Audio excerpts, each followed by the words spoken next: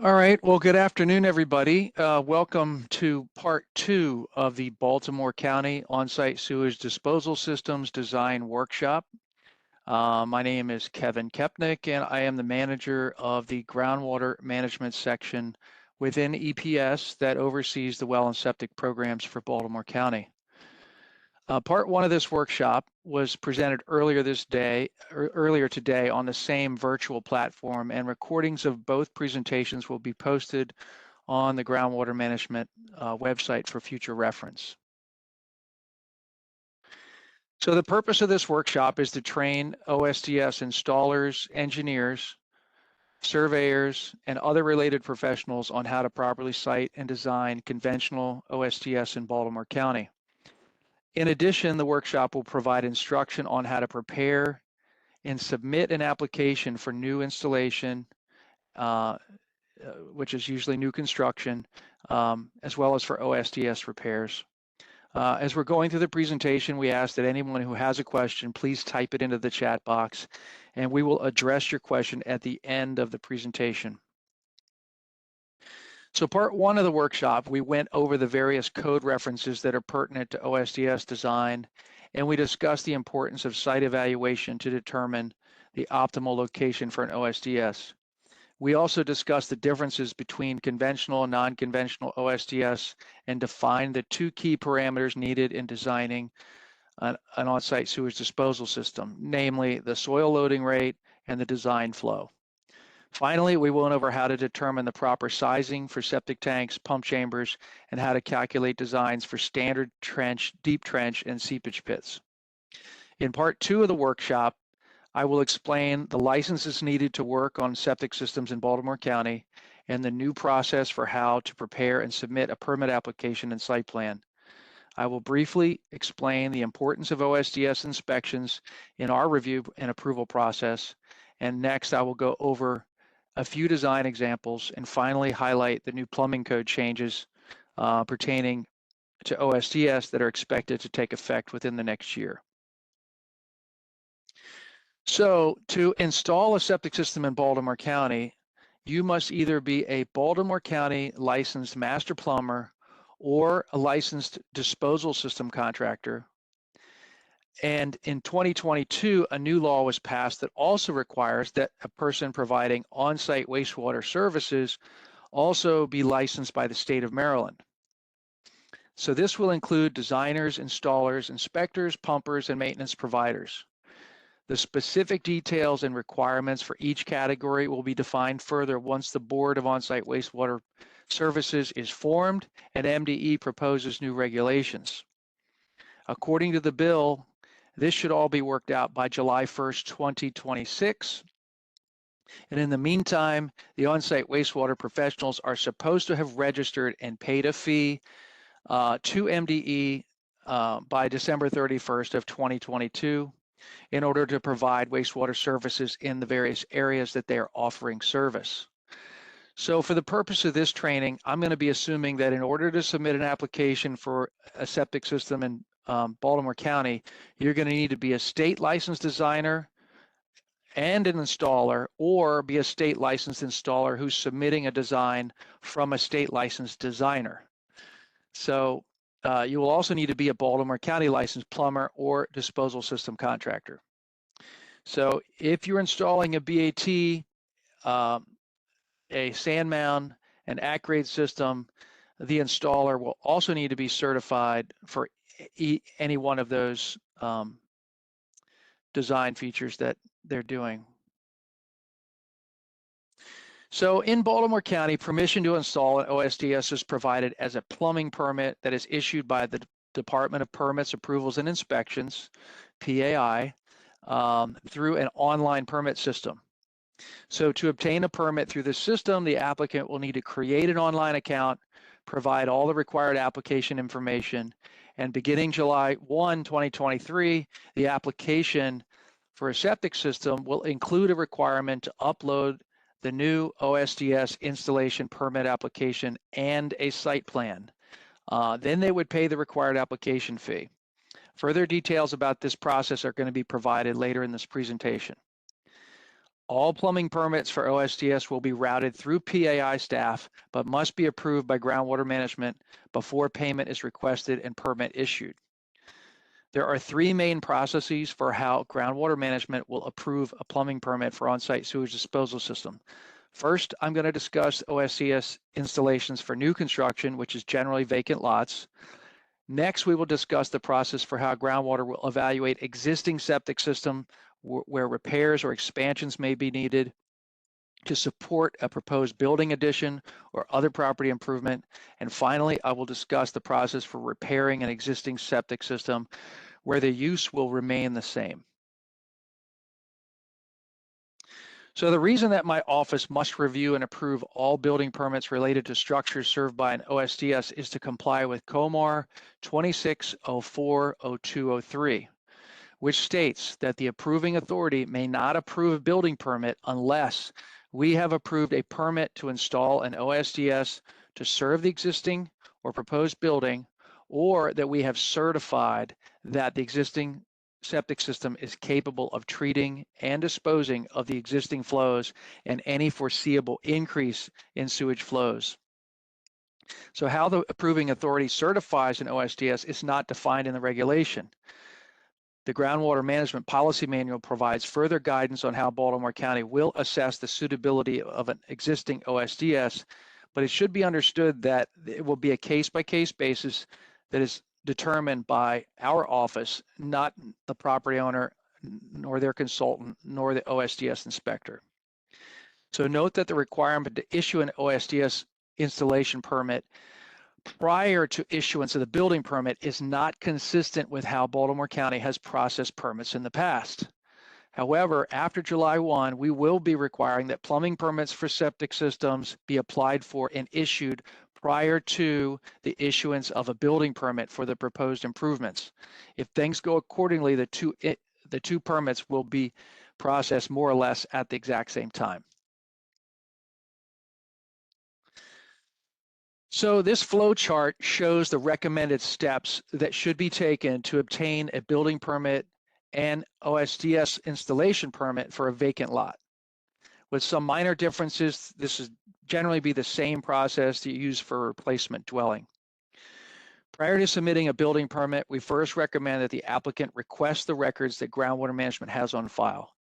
Depending on whether we have a PERC data and an established sewage disposal area, it may be necessary to go through the PERC application process before submitting a building permit. As I will discuss in more detail, when making a records request for new construction, it is important that the applicant provide groundwater management with the details regarding the proposed development. Specifically, we need to know the number of bedrooms for residential properties, or the design flow for non-residential properties. Groundwater management will then provide the approved master plan, PERC test data, and the OSDS design parameters that will be needed for the OSDS designer to lay out the system. Once the applicant has the approved PERC test data and master plan, work can begin on creating a site plan. This process should involve coordination between the builder, the plumber doing the interior plumbing work, the OSDS installer, and the OSDS designer. The site plan submitted with the building permit must comply with groundwater management site plan requirements as detailed on our webpage. After addressing all agency comments, groundwater management will instruct the applicant to have the OSDS installer apply for a plumbing permit for the approved OSDS design and layout. Once the OSDS installation permit is approved, groundwater management will also sign off on the building permit, and after the OSDS is installed, the installer will still need to schedule inspections with plumbing inspection and ultimately obtain a final approval for inspection, just the way it currently is happening. So as mentioned in the previous slide, the first step to designing an OSDS for a new construction will be to request the records that we have on file for the subject property.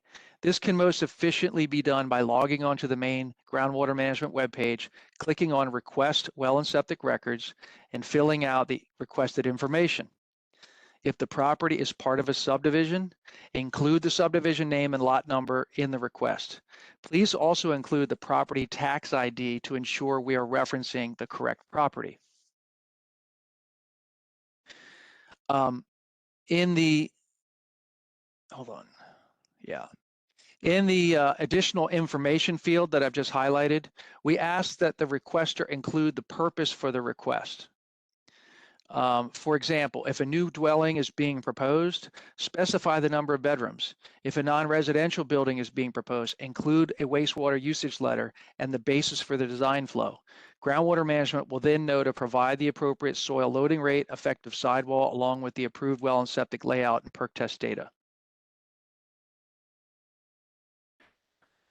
Provided we have information available, groundwater management will send the requester a copy of the perk approval letter, the perk test data, and the approved master plan. A typical perk approval letter is shown here. The letter will reference the conditions and limitations for approval. If the perk test results have expired, we will review and notify the requester whether any additional testing or information is required. Here's an example of a typical perk test data sheet for an approved lot. It includes the perk test data results as observed by groundwater management staff, and in the comments section provides the minimum OSDS design requirements for the specified design. As mentioned earlier, we require that the initial system be installed in the highest portion of the sewage disposal area. For this example, the master plan indicates that perk test A, hang on, let me click that. Perk test A is located in the highest portion of the approved sewage disposal area and will be used as the basis for the design. So for a proposed 4-bedroom dwelling, we specified that the total trench length needed for the minimum OSDS design is 180 feet for a 2-foot wide trench that is 7 feet deep, assuming 4 feet of effective sidewall from 3 to 7 feet, and a soil loading rate of 0.6 gallons per day per square foot.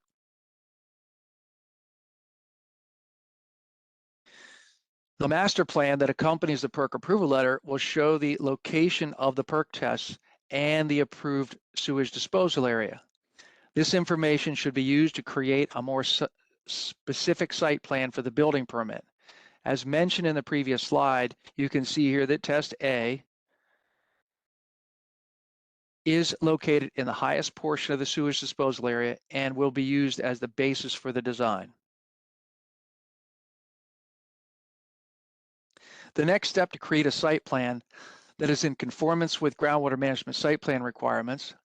A document containing all of these requirements is referenced in the Groundwater Management Policy Manual as Appendix A24 and available on the Groundwater Management website. It is strongly advised that you review this document carefully.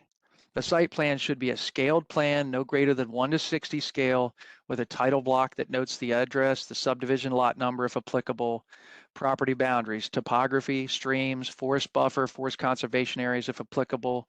The plan should show the footprint of the existing and proposed buildings, along with driveways, any proposed grading, cutting, or filling. The perk test locations and labels must be shown on the plan consistent with groundwater management files. And the approved sewage disposal area and first floor elevation and basement elevation for the buildings to be served should also be shown on the plan. Step 3 will be for a licensed OSDS designer to design the system in accordance with the state and local regulatory requirements. As discussed in part 1, the OSDS designer will need to know the design flow and the soil loading rate and the effective sidewall. As stated earlier, the soil loading rate and effective sidewall will be provided by groundwater management. It should be noted that the soil loading rate and effective sidewall used for a given property may vary across an approved SDA and will be dependent on the perk test results that are closest to the installation area. If in doubt, the more conservative soil loading rate and effective sidewall will be used. Although rarely used in Baltimore County, a standard trench might be the best conventional design for a given site. As discussed in part 1 of the workshop, effective sidewall is not used in the standard trench design. If the designer feels that a standard trench is the best design for a given site, we recommend that they contact our office to discuss. Step 4 in the process will be to show the layout of the proposed OSDS on a scaled site plan. Before laying out the system, it advised that the OSDS designer installer visit the site to verify access for equipment and materials, and note that other constraints such as trees and other utilities that may impact OSDS installation. The septic tank location must be located at least 20 feet from the building, 100 feet from the well, and situated to receive gravity flow from the first and second floors, and preferably from the basement, provided that the septic tank has no more than 2 feet of soil cover. And if a sewage ejector pump is needed for the basement, a note must be placed on the plan. It is not a requirement for a septic tank to be located within the approved sewage disposal area as long as the other siting requirements are met. Ideally, the sewer line from the house to the septic tank should have at least 2% fall. This is to ensure that all liquids and solids are properly conveyed to the septic tank. The distribution box should be located within the approved sewage disposal area. The sewer line from the septic tank to the distribution box must have at least 1% gravity fall. The distribution box and trenches should be installed in the highest portion of the SDA. This will allow future repairs to be installed via gravity. The soil absorption trenches should be of equal lengths and installed on contour within the sewage disposal area. If gravity fall cannot be obtained from the septic tank to the distribution box, a minimum 1,000-gallon pump chamber must be installed. Pump chamber sizing should be in accordance with the requirements as explained in Part 1 of the workshop. It is the responsibility of the designer to coordinate with the plumber, the septic system installer, to ensure that the proposed layout will comply with Baltimore County plumbing regulations. Beginning July 1, we will be requiring the information shown here to be included on the site plan for all new construction. This format should be suitable for most OSDS designs. The effective sidewall depth should reflect the perk test data. For example, if the perk test data indicates that there is clay from 0 to 3 feet and the designer is proposing to use a 4-foot sidewall, the effective sidewall depth should say 3 to 7 feet. For more complicated or pressurized systems, the above format will not be suitable. In those cases, the groundwater management OSDS design package requirements should be followed. Step 5 in the process for obtaining a building permit to install a septic system for new construction will be to log on to the Baltimore County permitting system and apply for the building permit. If you don't already have an account, you will need to create an account. I won't be going into any great detail about the permitting process other than to say you will need to include details about the proposed use in the field entitled "Describe the proposed work." For residential uses, the number of bedrooms should be provided in this field, and it must be consistent with the construction drawings. Before completing the permit application, you will need to upload a site plan and all other pertinent documents related to the permit request. As previously noted, the licensed OSDS designer and OSDS design parameters must be included on the site plan.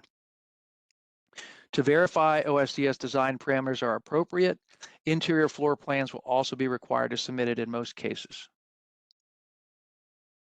Step 6 in the process will be waiting for all of the county agencies to review the building permit application and then to address any outstanding comments. To address the agency comments, the applicant will usually need to resubmit revised plans and/or upload other requested documents. In some cases, it may take multiple review cycles to obtain approval for all reviewing agencies. It is important when uploading revised plans or revised documents to save them as the same name as the previously uploaded file. This will allow the county reviewers to quickly overlay the plans and see the revisions. Right now, many people are naming the new revised plans different names, which has resulted in confusion about which plan is actually the latest plan and which plan has been approved. So we ask that the revised plans be saved as the same name. Once groundwater management is satisfied that the site plan and the OSDS layout, the applicant will be notified to initiate an application for a plumbing permit for the OSDS. Step 7 in the process is for the OSDS installer to submit a plumbing permit application for the OSDS installation. This form will be provided as a fillable PDF. Do not print and fill this form out by hand. Complete the form using a computer or smartphone and then save the document. This will allow any changes needed to be made quickly and easily. Note that there is a data field for associated building permit. The building permit number for the subject property should be included here. The completed application should be uploaded along with the approved site plan that shows the OSDS layout and design parameters. This will require that the person handling the building permit provide the approved site plan to the OSDS installer. I will talk more about how to fill out this form later in the presentation. Groundwater management will review the submitted documents for conformance with state and county regulations and communicate with the installer if any changes are necessary.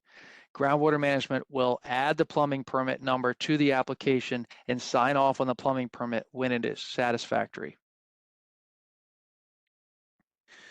The approval of the building permit for new construction by groundwater management will be accompanied by a building permit approval letter that is signed by a licensed environmental health specialist from my office.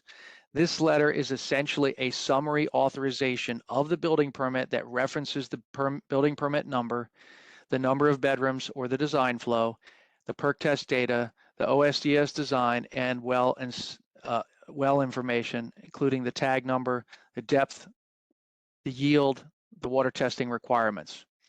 So the OSDS design should be identical to the OSDS installation application and what is shown on the approved plan. In this example shown here, note that there is an asterisk next to perk test 2C. This indicates that this test was used as the basis for the design, and the proposed trenches should be located in the vicinity of that test. Groundwater management staff will upload the building permit approval letter to the building permit application once we have all the required information and the proposed OSDS and water supply are deemed to be in compliance with the regulation.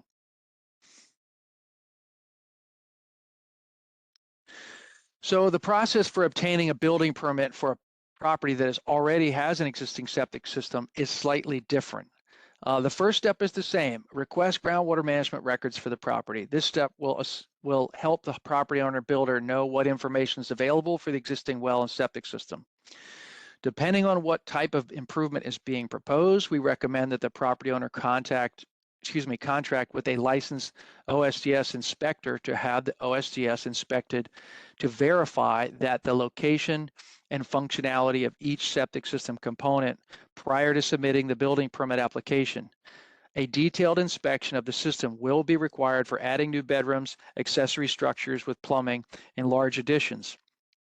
If the property improvement is for a deck or a shed, the accurate location of the septic system relative to the proposed improvements may be all that is needed.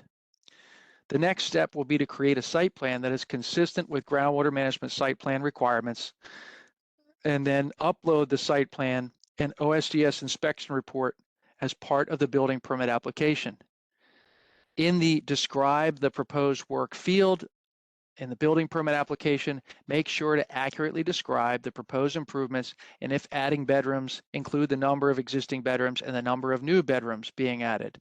Interior building plans showing the existing layout and the proposed layout as it relates to the bedrooms or non-residential use should also be uploaded as part of the application. Once the building permit application is available to groundwater management for technical review, we will evaluate the proposal to determine if the permit can be approved or if additional information is necessary. As stated earlier, the existing flows, as stated, before the building permit can be approved, groundwater management must certify that the existing system is capable of handling the existing flows and any foreseeable increase in future flows. We also must verify there's adequate repair area to comply with COMAR 26040204. Depending on the proposed development, the proposed improvements, perk testing and/or septic system repair or expansion may be required before the building permit can be approved. If a repair or expansion is required, this must be shown on a revised plan that will accompany the building permit as well as the OSDS installation permit. As noted in this flow chart, there is also an alternate option to submit a request for consultation with groundwater management via the Request for Groundwater Management Services form on the groundwater management webpage. This is an informal process where groundwater staff will work with the property owner or contractor prior to submission of a building permit to advise them on the well and septic restrictions and info that will be needed to evaluate the proposed improvements. This alternate option may help streamline the building permit review and approval process and avoid submission of a building permit that is not going to meet the septic system regulation and policy. If groundwater management conducts an OSDS inspection for a building, if groundwater management requests an OSDS inspection for a building permit, we expect that the licensed septic system inspector will conduct the inspection consistent with the standards used for property transfers. This means that each septic system component must be located and evaluated for current functionality. The inspector should note if the septic system is consistent with records on file. It is also important to document the sewage levels observed in the septic tank and at all observation ports if present. The sewage levels should be referenced relative to the sewage effluent pipe, if known, or the ground surface. This information is critical in assessing the overall remaining capacity of the system. The OSDS inspection report should be accompanied by a scaled site drawing showing the septic system is located relative to existing buildings and proposed buildings and property lines. If the OSDS inspection report is not completely filled out or is omitting critical information, groundwater management may not accept the report and the building permit will not be processed. In most cases, we will provide the OSDS inspection report form to be used that has detailed instructions for the inspector. So OSDS inspectors should be aware that according to COMAR 2604-0202R, it says that sewage may not be discharged in a manner that might cause contamination to drinking water well, the groundwater system, or create a nuisance. This means that an inspector who finds a direct discharge of sewage to the surface or to a stream should report it to our office. This regulation also applies to older systems where it may be determined through perk testing or other means that there is not suitable treatment zone beneath the point of wastewater discharge. So when we find an old seepage pit or trench that does not have a suitable treatment zone, a correction to the system may be required before any other permits to improve the property are approved. So we've talked about the permit for the new construction. We've talked about the process for improving property, doing an improvement on a property with an existing septic system. Now we're going to talk about processing a repair for an existing failed system. We recommend that, again, that the OSDS installer first conduct a site inspection to determine what type of repair is needed. In some cases, the system failure may have been documented by another inspector. However, I don't recommend solely relying on another inspector's report. And before submitting a permit to repair the system, the installer should visit the site and verify the reported problems and note any property constraints that might impact meeting the regulatory requirements. From the flow chart, you can see that depending on what type of repair is needed and what information we have on file, the process can require a number of different steps. If new trenches are not needed, the installer can create a site plan consistent with groundwater management site plan requirements and submit the plan along with the OSDS installation permit when applying for a plumbing permit. This will be the process to follow for septic tank replacement or replacement of sewer lines. If the new tank will not meet regulatory setbacks, I would advise discussing with our office before submitting the permit application in case a variance is needed. If new trenches are needed, it must first be determined if groundwater management has reliable perk test data or if perk testing is necessary. This is best accomplished by going to the groundwater management website, filling out the groundwater services request form. Another possible hitch in the processing at OSDS installation permit would be if the property is located in a planned sewer service area. This map shows the general sewer service area in the areas shown in light blue. We estimate that there are about 5,000 existing septic systems within the sewer service area. So if an OSDS repair is needed and public sewer is considered to be readily available, a sewer connection will be required and the septic system will not be allowed to be repaired. Groundwater management is not allowed to issue septic system permits in a public sewer service area unless the Department of Public Works has approved a variance and an interim agreement has been recorded in land records. This agreement is a formal acknowledgement by the owner and a notice to future owners that the approved septic system is considered temporary and that a connection to public sewer will be required when the sewer is made available to the property. So after conducting the OSDS inspection and verifying that new trenches are needed, the next step is to contact groundwater management by logging on to the groundwater management webpage. Click on Request Groundwater Services and fill out the requested information. Under service type, select percolation test for repair or developed lot. In the brief description of complaint or request field, explain what type of repair is needed. For example, complete system replacement, drain field replacement only, etc. Also include the number of bedrooms or the design flow. It is helpful to attach the OSDS inspection report so we can confirm that the entire system was evaluated. If the repair will involve repairing a drain field and groundwater management has perk testing data on file, groundwater will provide a scaled site plan from our GIS system or possibly from a suitable site, a scaled plan in our files, along with the perk test data, loading rate, and effective sidewall information. If groundwater management does not have perk test data on file, groundwater will schedule perk testing with the installer, and following the completion of the perk testing, groundwater management will provide a scaled site plan along with perk test data, loading rate, and effective sidewall. So if new trenches are needed and we have gone out to the site and conducted testing, groundwater will generate a perk test data sheet that will provide the minimum design criteria that will be used for the repair. In this example, you can see from the minimum design is for a 3-bedroom dwelling, which would equate to a 450 gallon per day design flow. The soil loading rate is 1.2 gallons per square foot per day, and the effective sidewall is from 3 to 7 feet. In this case, a 54-foot long, 3-foot wide, 7-foot deep trench is recommended as the minimum design criteria. Depending on the site constraints, an alternate design may also be appropriate. Here in this site plan, for example, is shown in the, or this site plan is the shown for the previous example that was generated by groundwater management. Note that all the basic information is shown in the plan: the property boundaries, the topography, the buildings, driveways, well and septic locations. It is also scaled to 1 inch is to 50 feet. In this case, the proposed trench is shown on the plan. After July 1, 2023, groundwater will be providing the contractor with a base plan from our GIS system, but it will be up to the installer designer responsibility to show where the proposed trench will be installed as part of the OSDS installation permit.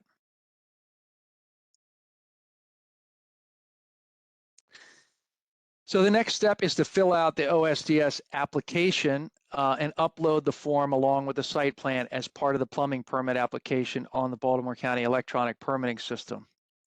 So note that this is a new form and will be required after July 1, 2023. This form is to be used for new construction, system expansions, and repairs. You will need the property address as well as the property tax ID. If you don't know the property tax ID, you can easily obtain this information by logging on to the Baltimore County My Neighborhood app, typing in the property address and hitting the search button.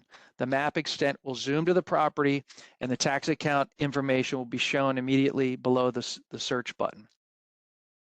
If the OSDS installation is part of a building permit, that number should be entered on the form. You will need to go through this form and check off all the boxes that apply and fill out in detail where required. As stated previously, this form must be typed and should be saved on your computer. We will not be accepting handwritten permit applications. For residential use, you will need to know the number of bedrooms. If the property already has 3 existing bedrooms and you're proposing to expand the existing system to support the new use, check system expansion box and include the original design flow and the new system design flow. For example, if you had a 3-bedroom dwelling going to a 4-bedroom house, the original design flow would be 450 gallons per day, and the new design flow would be 600 gallons per day. If you're proposing to install a plastic tank, you must include the make and model of the tank number. We ask that you upload the spec sheet and the installation instructions with your permit application for plastic tanks. As the installer, you should be aware of the maximum cover allowed on the plastic tank and understand if there are any special bedding or backfilling requirements specified by the manufacturer. Make sure to include the soil loading rate and effective sidewall used in the design. This should be provided by groundwater management. If the proposed system has a pressurized distribution system, check the pressurized OSDS box and include the design flow for the system. In most cases, groundwater will already have a copy of the approved design for pressurized systems, and we will upload that OSDS design package as part of our approval. Otherwise, the installer will need to upload this info as part of the application. On page 2 of the OSDS permit application, you will need to include details about the future disposition of the existing system. Will it be pumped and abandoned or rested for future use? The form requires that the name of the OSDS designer be listed on the application. In many situations, the name of the designer will be the same as the name of the installer, but in some cases, they may be different people. We understand that MDE has not provided Maryland state license numbers, so for now, that field can be left blank. I expect that license numbers will be provided when the next license renewal occurs in 2026. In the meantime, we'll just be checking to ensure that designers and installers applying for permits are indeed listed on the MDE on-site wastewater services webpage. The remainder of page 2 details basic installation requirements that hopefully all installers are already familiar with. However, you should note that the last bullet on page 2 says the OSDS installer is responsible for verifying that all parts of the OSDS are installed on the permitted property or legal easement as approved by groundwater management. This is a point that MDE wanted to be made clear. My office may provide site plans showing property boundaries from our GIS as a courtesy, but we cannot guarantee their accuracy. If there is any question about the location of a property line relative to the proposed OSDS, the installer should work with the property owner to have it surveyed and staked in the field prior to installation. On page 3 of the application, the installer name and company name info should be listed along with the approval box for groundwater management. Again, we understand that Maryland state license numbers have not been provided for installers, state license installers, so that can be left blank. The note at the top of page 3 reiterates the requirement to include a site plan with your application showing the proposed septic system layout and all other pertinent site info as detailed in the groundwater management site plan requirements document. Please show that the proposed layout as neatly and clearly as possible with labels for key septic system components. As discussed earlier, if the application is for new construction, you must use the approved plan provided by the groundwater management that was reviewed as part of the building permit process. If the application is for a repair, groundwater management will generally provide a base plan for the designer installer to use. And if the proposed system is a non-conventional OSDS, groundwater management may require a site plan created by an engineer or a surveyor.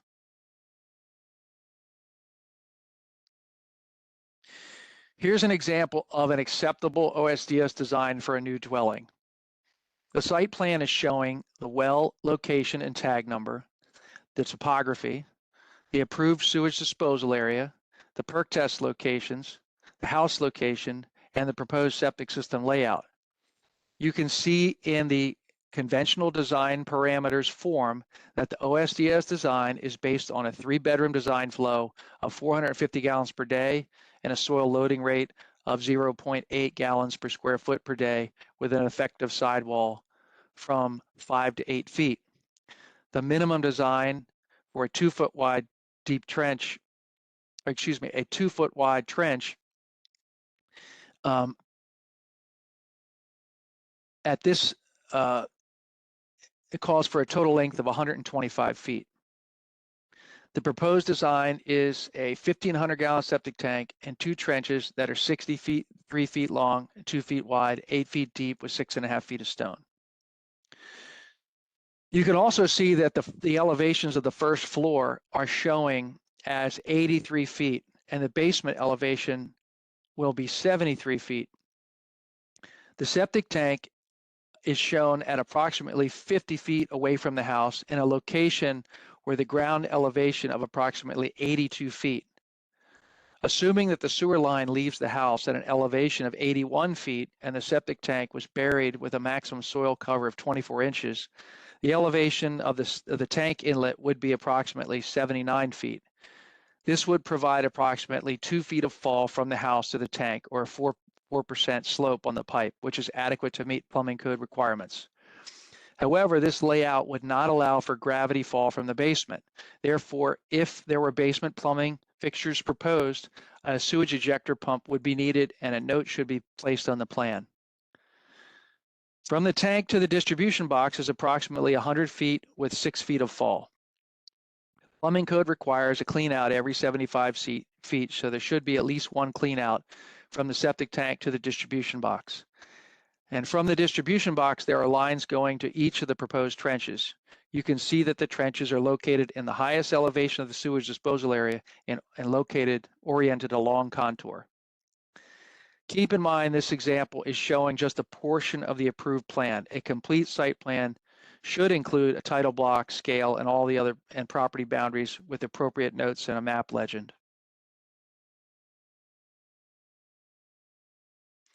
Here's an example of a site plan for a septic system repair for a 5-bedroom dwelling. The existing 1,500-gallon septic tank was determined to be in good condition and sized appropriately for a 5-bedroom dwelling. However, the drain fields were failing. This site plan was created by groundwater management and shows the basic site features, topography, perk test results, etc. Perk testing results indicated that an appropriate soil loading rate for this property is 1.2 gallons per square foot per day with an effective sidewall from 4 to 8 feet. For a 5-bedroom home, the design flow is 750 gallons per day. From this info, you can calculate that a deep trench design would be required a minimum of 113 feet of trench that is 8 feet deep and 2 feet wide. For this property, it is recommended to split the flow from the septic tank to 2 equal trenches that are 56.5 feet long and 8 feet deep. The site plan should show that the location of the existing system along the proposed new trench locations. Depending on the location and condition of the D-box, a new D-box may need to be installed as well. The existing trenches should remain connected to the distribution box, but blocked off and rested. Note that the key features of the septic system are clearly labeled.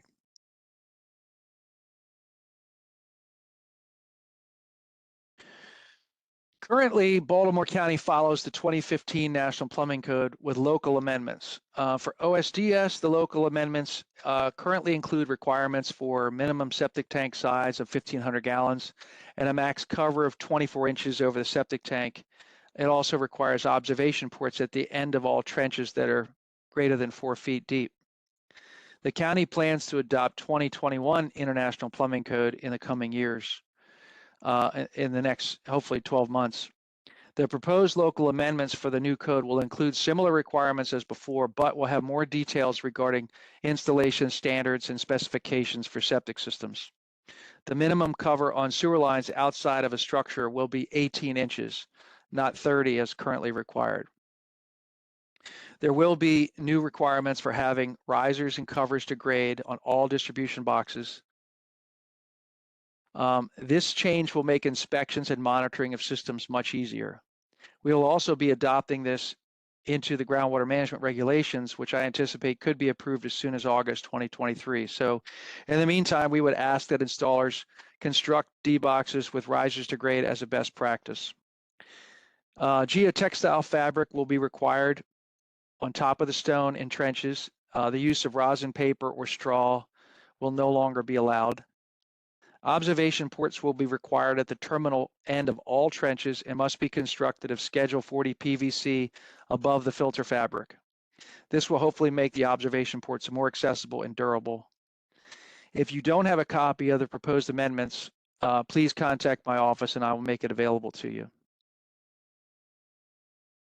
So this concludes part 2 of the design workshop, and at this time, we'll address any questions that you might have.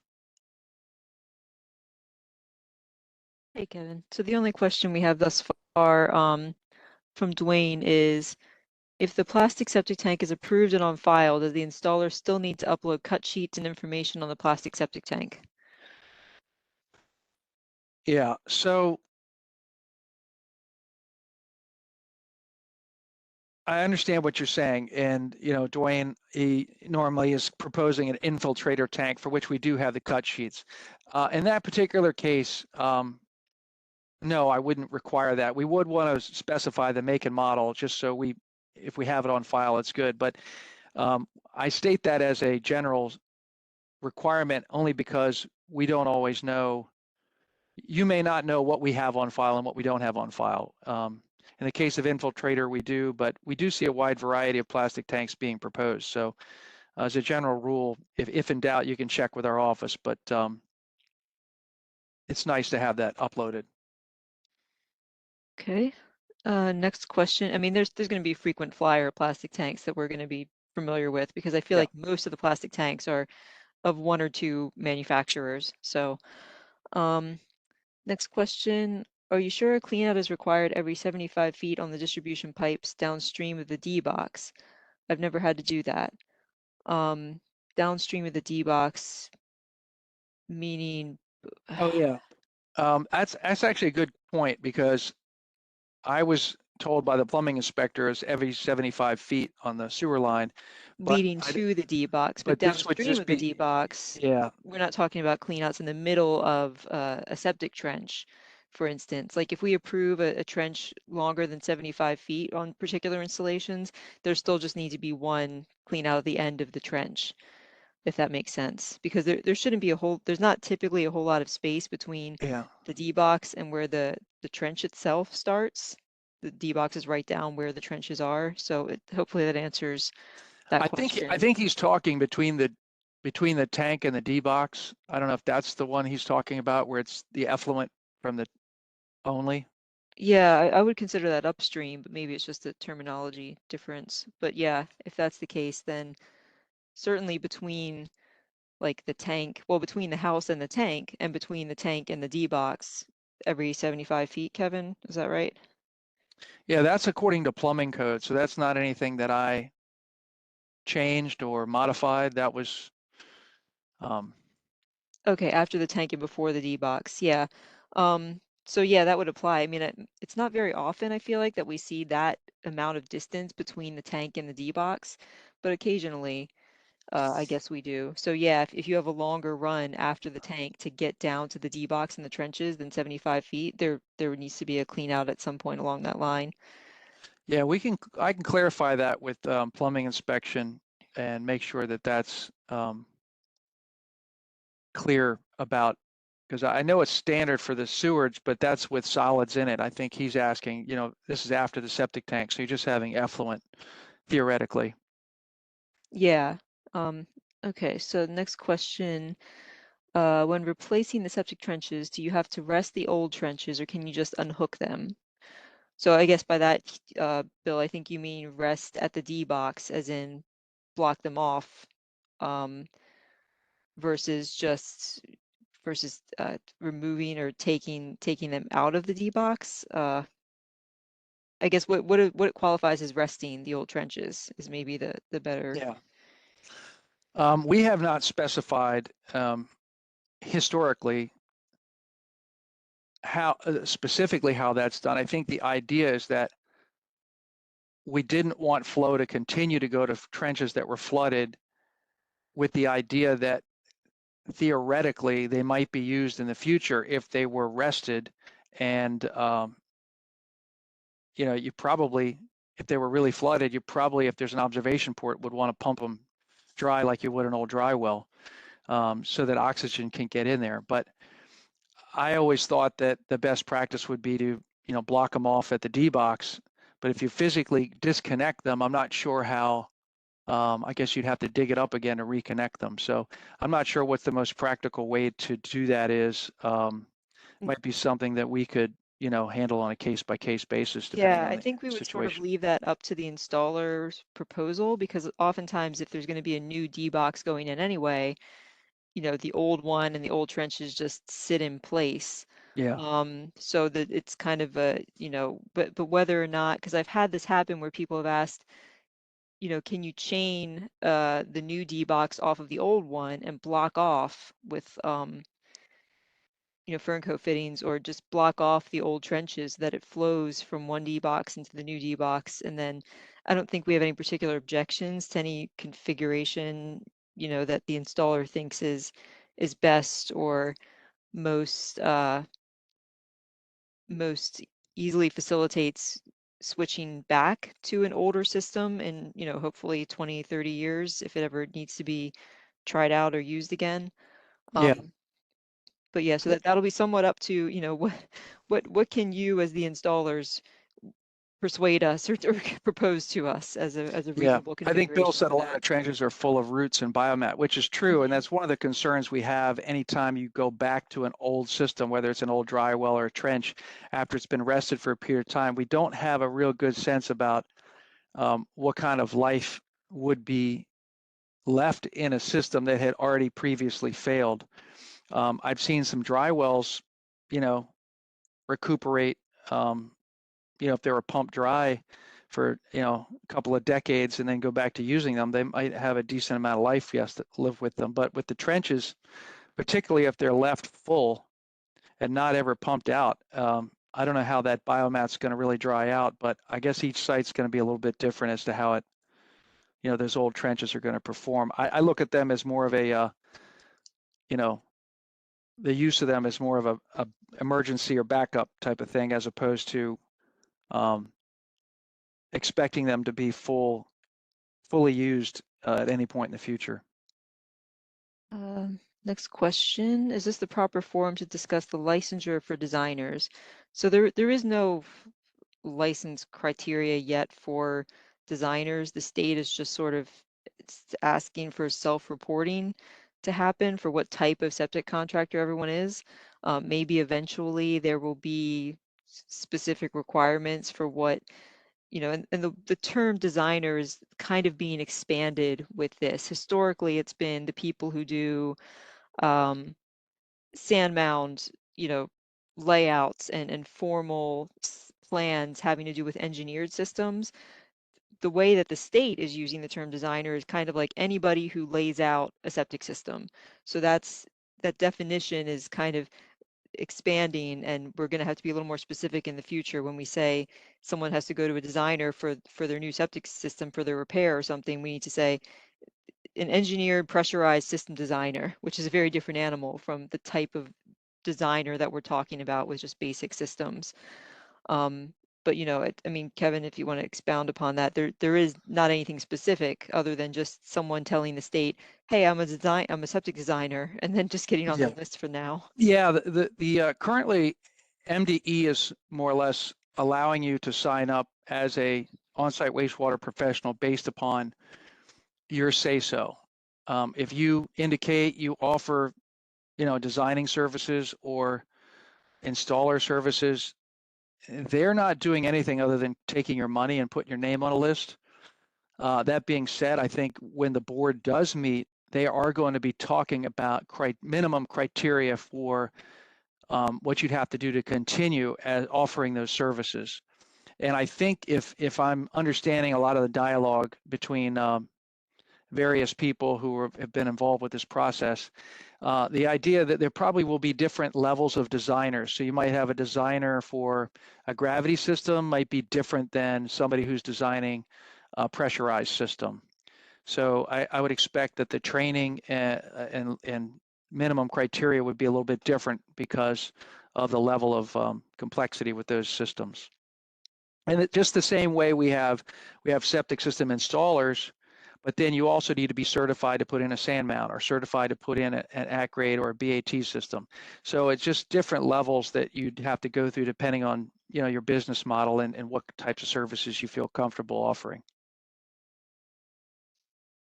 So I think, let me find where we left off. Would a profile view of the septic be included with the site plan? We're not requiring that of the people who are submitting like site plans for new house construction. I don't know if. Yeah, we do require a hydraulic profile for pressurized systems. I have seen some people voluntarily provide them for gravity systems, but generally speaking, we're gonna. It's helpful. It might be helpful for the designer to do it to make sure they're going to get the appropriate cover. But we're going to expect the designer to work with the builder and the installer to make sure that they are going to have adequate cover and adequate fall. So whether or not we wouldn't necessarily require that the hydraulic profile be provided except for pressurized systems. But I can see it being helpful in kind of verifying to the installer that they see that they have adequate cover. And also they could see if it was a pump system, you'd be able to quickly look at what you're calculating your total dynamic head. Yeah, most of the time I wouldn't anticipate that being necessary. If you're Yeah. cutting it that close, you might just want to assume you'll have to use a pump chamber for a particular site. But usually just the contours ought to be enough. Let's see. Please discuss more on how, I think we kind of covered this one, how I may obtain Maryland license to OSDS design. Do I need a separate license to be an inspector? Does our company have to register to offer these services? As far as I know, they're just doing it for individuals right now. And when you request to get on the list for the state for OSDS contractor, you tell them, you check off whatever applies to your case. So that can be designer, installer, inspector, and they're just sort of rolling those through as reported. But they're not really doing it by company as far as we're aware. Maybe that'll change in the future once there's an actual board to oversee the different categories of registered holder of these things. Yeah, we didn't get a whole lot more direction than the Yeah, general public did. I mean, the state General Assembly passed the law, and anybody's welcome to look up that law and see what it says. But ultimately, the board of on-site wastewater professionals is going to tease out the details, hopefully in the next couple of years. But I see another question here: is it if a designer is a PE, does he or she need to get a designer license? My understanding is that yes, if you're going to be designing septic systems, that falls under the category of an on-site wastewater professional, and you would need to be licensed registered. I imagine the board will, work out the details for a PE, but I look at a PE in the same way you might look at a doctor. You have a different specialty. You might be a PE, but maybe your specialty is looking at it from stormwater. structural engineering and not necessarily septic design. So I think that the idea here is that they're trying to make sure that people doing this type of work have some level of experience and education in the design principles as well as the regulation. Okay. How does groundwater management determine if a well is directly downgrade of a septic area / system? Every county seems to have a different way of defining downgrade. Yeah, I gave a whole presentation on this at the MALPA manual, so it's not I want to say it's very site specific, and I can appreciate someone's maybe confusion of it. In part one of the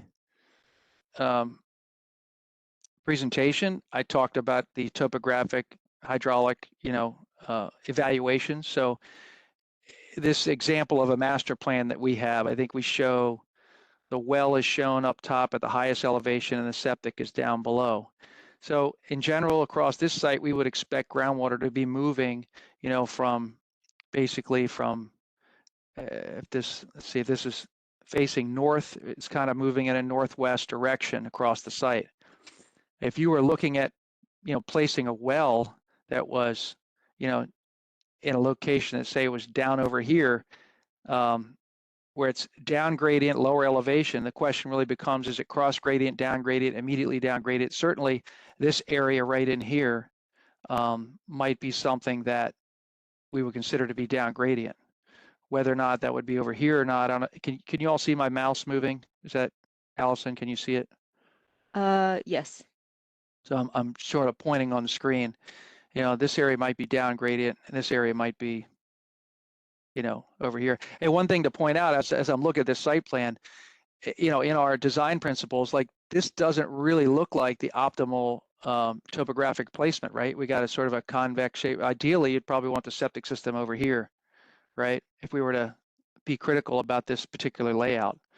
We're looking at topographic lines. This is sort of a convex topographic position. So ideally, we'd want to have that septic system located on this portion of the property. This was something in our files. So again, things, you're always limited by the site that you have, but in this case, it looked like there may have been an option to have a slightly better, septic layout. But if you're really interested, I could send that person, whoever asked, a presentation on that I have for up gradient versus down gradient. If you want to, email me or follow up with me, I can send that to you.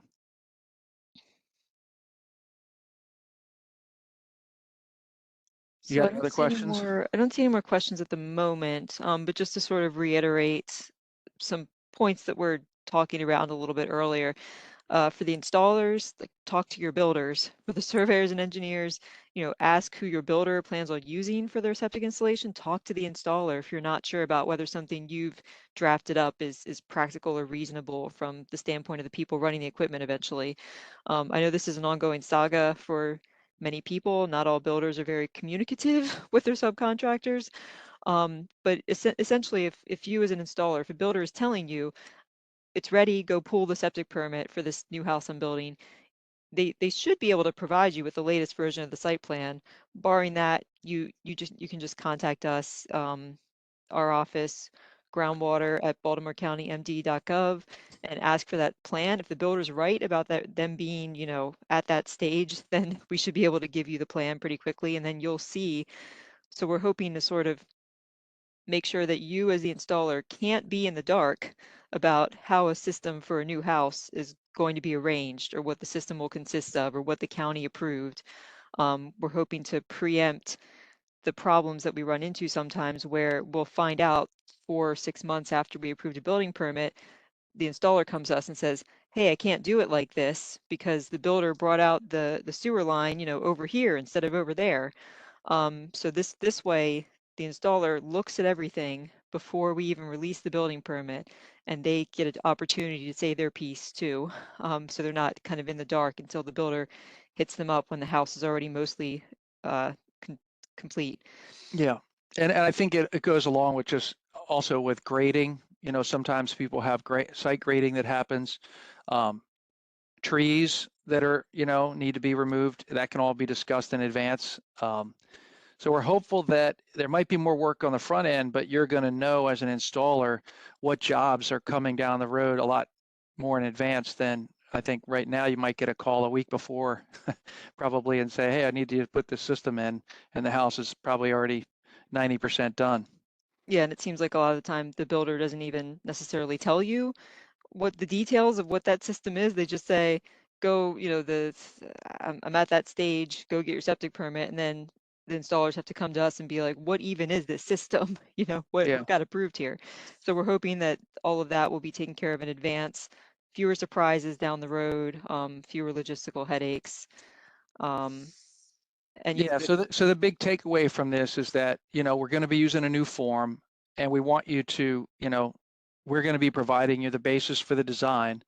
And, for new construction, you're going to be using the same plan as the building permit. And for repairs, you're going to be using a base plan that we provide most cases. We have some more questions from Bill.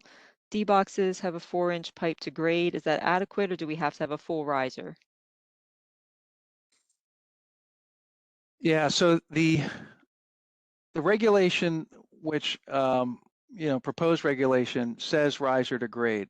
There was some back and forth about when we were discussing this about what would be suitable. I think with an observation port, a 4-inch observation port, you have to ask yourself, can you really service it? You might know where it is, but can you really service a D box with a 4-inch pipe that you're looking down? I'm not sure. I think the goal of requiring full risers on D boxes is to make it easy not just to inspect, but easy to service, to get in there and swap flow from some rebalance flow as needed. A lot of times it seems like D boxes will get out of level and not even anything to do with the construction. It's just the way that the ground happened to settle years afterwards. And then one trench or one dry well is getting substantially more flow than another. And it's much, much easier to correct something like that if you have access to the D box versus needing to dig it up. And people always get kind of antsy whenever you have to dig up their yard as it stands. So Yeah, that's and the intention of that. yeah, and I think with a 4-inch pipe, again, it's sort of a clean out, but you're pretty limited with what you can do. You'd have to dig it up. Looks like there's another Yeah, question. so the water testing requirements were tied to the building permit letter. What is meant by water testing requirements? So that has something to do with the well. So whenever a new well is put into use, the law requires that a certificate of potability be issued. And typically those testing requirements are bacteria, sand, nitrates, and turbidity. And that's all done usually once the plumbing is complete in the house gets disinfected, the plumbing gets disinfected rather, and then the chlorination gets purged. Then they run a water sample for those basic parameters. Some areas we actually specify we have to have radionuclides. Sometimes in rare cases we have VOCs required. And so basically that's kind of on the water supply side as opposed to the septic side. But it usually is something that happens at when they request their use and occupancy of a new house. Is that hopefully that answers that question? We might have skipped one. There was a question about, I think maybe I answered it privately. It got posted both places. For innovative systems where the designs are done by PE, will the PE need to be registered, licensed by the state? And the answer is yes. If you're doing an advanced pressurized any kind of septic design whatsoever, you have to be on the state list of designers. Okay, so water testing requirements, covered that. Can you talk about the process for recertifying expired percolation tests? So I can speak to that one, Kevin. Yeah. So basically, you go to our website, you use a service request. So request groundwater services. There's request records, which is just, whoever just sort of blindly regurgitating what we have on file for that particular address. As request services, which has a lot of other different subcategories. That's where you request repair report tests, consultations, a few other things. One of those is revalidation of perk test results. So the process for recertifying them is it depends on what we have on file, essentially. If they're relatively recent, if we have good plans on file, if we trust the results, then there's no reason why, 5 years is somewhat arbitrary. It's in place, I would say, primarily there's a lot of tests that were done in the 70s and 80s, even into the 90s, where sometimes the soil maps have changed. Sometimes our understanding of the soils has changed. Sometimes the original tests weren't quite up to par by our standards. Sometimes the original site plan is either very poor quality or some of that has been lost to time. So we don't want to, blindly recertify any old test results we have on file. Sometimes especially with those older lots, we will require retesting before we'll certify that a property can be used for new construction or new building. So there's a couple different reasons why we're skeptical or why we're cautious about some old results. One of the red flags, I would say, for old test results is when we see that water was recorded and the tests were done in the summer.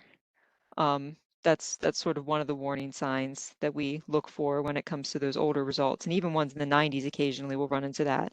And then we'll consider that a reason to do a retest or two in the wet season to make sure that we're not missing something before we go ahead and approve that. Let's see, another question. Do you go out to the sites for those to check if site improvements were made? Can you clarify, Amy, what you mean by, oh, for recertification? If site improvements were made. I mean, no, we don't normally go out to sites. We'll usually be looking at something from above in any case, with maybe Check like, our aerial photography, yeah, which we we'll can, check. Yeah, yeah, we'll be looking at aerial photography. We'll be yeah. looking at modern contours. Sometimes one of the problems that we come across too is that old reserve areas were designated when they didn't have as accurate of topography data. So sometimes old reserve areas will be entirely unable to renew them because they're in steep slopes, and maybe they didn't realize because whatever scale they were using in the 80s, whatever contour data they were using didn't make it clear at the time. But now that we have modern data, we'll see that the whole thing or part of it is in what is actually steep slopes, so greater than 25%. So that's another pitfall that can come up occasionally. So yeah, we sort of look at everything in the context of whatever modern data that we have. And in cases where we have reason to doubt the original data or where the reserve area needs to be either retested or moved, we do go out, we're out on site by definition to do those perk tests. So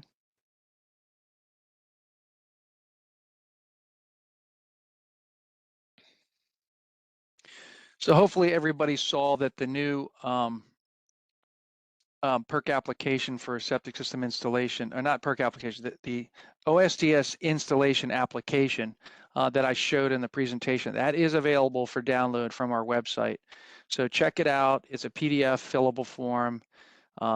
Hopefully you guys can try it out and practice with it and make sure it's working, but give us a call if you have any issues with it. We've done some, trial runs with it. So hopefully it'll yeah, the be. goal of the form is, essentially the installer is going to regurgitate either what's on the perk test report or what the builder designer, for new construction has come up with and been approved by the county. So it's a way to sort of make sure that we understand that what's being installed is understood up front. It is designed to prompt you to think about each aspect of the system and what happens to it as you go along. But any problems with the form or any technical issues, please let us know. As of, I think, July 1st, you said, Kevin, that's what we'll be expecting Yeah, to that's when receive. the official first, we'll be using that process, which other than uploading the new form and the site plan, It'll it be the won't same be. on our end. Yeah, I think that, the same general process for the permit will be the same as far as the, PAI system. Yeah, and if you Um, submit that form and then realize 10 minutes later you're like, oh crap, I forgot to put this number in this place or this detail on this place on the form before I submitted it, just let us know. We've designed this form so that we're going to be able to fix mistakes after we've received it and just make a note of that. So it's not like it's something baked in stone. If you make a mistake when you apply, we can try to fix it afterwards. yeah, and we recognize it's all kind of new for everybody, so we'll try to, work patiently with everybody and help them through the process. But I think that hopefully at the end of the day, we'll end up with better site plans, more accessible, better serviceable systems, Clearer and records. hopefully better records, which is, another reason why I think, alluding to what Amy's saying, the automated process for what mechanism for requesting the project concept meeting with groundwater. I think what she's talking about is the consultation, if So, I'm so Amy, understanding. for the case of new construction, the requirements for the septic system are typically going to be baked into the perk test results. The only caveat to that is, we ask the engineer surveyor at the time, what are you anticipating for this lot in terms of number of bedrooms? Hopefully they tell us what will actually be happening. If there's a different number of bedrooms than what we sort of created the minimum specs for originally, certainly you can use the consultation request to be like, hey, this is actually going to be 5 bedrooms or 6 bedrooms instead of 4, or whatever we had originally sized it for in our results. And the results accompany perk approval letters. So that should be something that you can be able to reference without even talking to us, ideally. But if there's any changes that were made when the actual building permit comes through, yeah, the consultation form is a way to say, can you reconfigure these requirements in accordance with how it's actually going to be? Yeah, and the consultation request might also be helpful for non-residential type applications where it is, a little bit more complex than or less straightforward than say, doing a new 4-bedroom home on a previously approved subdivision. You don't really probably need a consultation request for something like that. But sometimes people are, I guess they know, but when they look at the system, they're not able to meet the regulations, and so it may be at that point time to talk about what's theoretically possible. But at the same time, you know, we want to try to make everything we do meet the regulation as much as possible. So Yeah, commercial stuff is generally always, you want to be talking to us and consulting with us ahead of time, because that's not as boilerplate as residential. So, this is obviously a new process, especially for our installers. We can make an attempt at trying to do some basic tech support for some of you.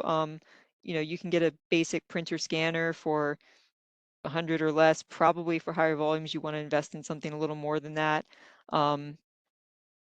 We can try to give some advice on how to make sure things are get printed to scale and scanned to scale, so that you preserve a scale on the site plans that we give you and that you might draw up. In theory, you don't need a computer. You should probably have at least a tablet. But we can try to give a little bit of advice on that front for people who are maybe not as tech savvy. yeah, I think one thing I want to say is that I don't want to see people trying to upload pictures from their phone unless it is through some sort of an app that has been, I guess you want to call it, checked and verified that you're preserving the scale. And same thing with the application. Scanned image is so much cleaner to read, but when we see all these pictures from phones with, that you can see the shadow behind them, it gets, really cryptic. I mean, we're trying to utilize the technology that's there to come up with legible, clean records for the future, and we're trying not to clutter up, we have enough bad records in the past. I think we're trying to make sure going forward that the records are much better. Yeah, anyone who's requested our records knows there's a lot of ambiguities, even stuff from just Yeah. a couple decades ago. What we're hoping to eliminate with this form is questions that we have to this day, where we call up an old record of a repair and we're like, what did they do with the old dry well? Or how did they do this? Or why did they do it this way? And there's a lot of questions sometimes because there's a lot of context missing. So we're trying to make sure that going forward, the state of the existing system, the exact details of the new system are all very clear cut and uniform. Mm-hmm. So I don't see any other new questions popping up. Nope. If anyone has any more, just let us know. If you think of something at 1 a.m. tonight, wish you had asked, feel free to email us and we'll get back to you. The biggest changes, I think practical changes from the installation side of things, are those amendments to the plumbing code, like Kevin discussed. They're all geared toward ease of servicing and inspection going forward. And obviously having to fill out the form in advance, and the onus being on the installer in many cases to be a quote unquote designer. And by that, I just mean drawing in the trenches as as you want them to be in the field. And we've already sort of asked this off and on of some of you, because if we have data on site, old perk test results, old site plans, everyone in here probably knows perfectly well, you can't trust what some old plan has on its sketch. You don't know for sure that's how they installed the original system.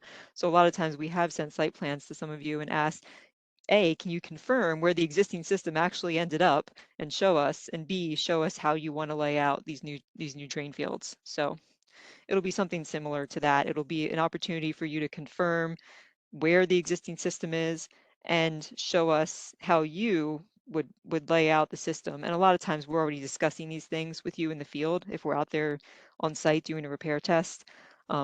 So again, a lot of it will just be regurgitation of things we've already discussed. All right, well, hope this was helpful. And like I said, we're here and available for everybody to get acclimated to the new system, but hopefully it'll go reasonably well. And appreciate everybody's time today. I'm going to stop recording. All right. Thanks, everybody.